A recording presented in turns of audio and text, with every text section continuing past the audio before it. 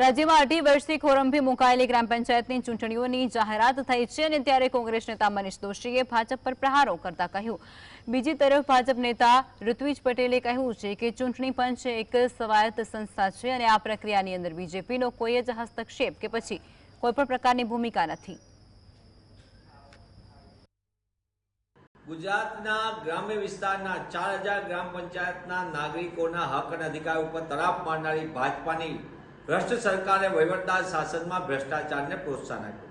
મનરેગા હોય કે નલ સે જલ સહિતની સરકારી યોજનાના ગ્રામ્ય વિસ્તારના લોકોને લાભમાં એને સીધો મળવો જોઈએ, એ લાભ આપવાને બદલે વહીવટદાર શાસનના માધ્યમથી અનેક વિસ્તારમાં ભ્રષ્ટાચારની ફરિયાદો આપણી નજર સામે છે ને મસ્ત મોટા કૌભાંડ પણ સામે આવ્યા। ટાળવાનો કોઈ વિષય જ નહોતો। જે રીતે ઓબીસી પંચની ભલામણોને સ્વીકાર કરવા માટેનું અને એનું ઇફેક્ટ આપવાની વાત હતી, એના કારણે ક્યાંક ને ક્યાંક રાજ્ય ચૂંટણી પંચે નિર્ણય લેવામાં થોડી લેટ કર્યું અને રાજ્યની ચૂંટણી પંચ એ સ્વાયત્ત સંસ્થા છે।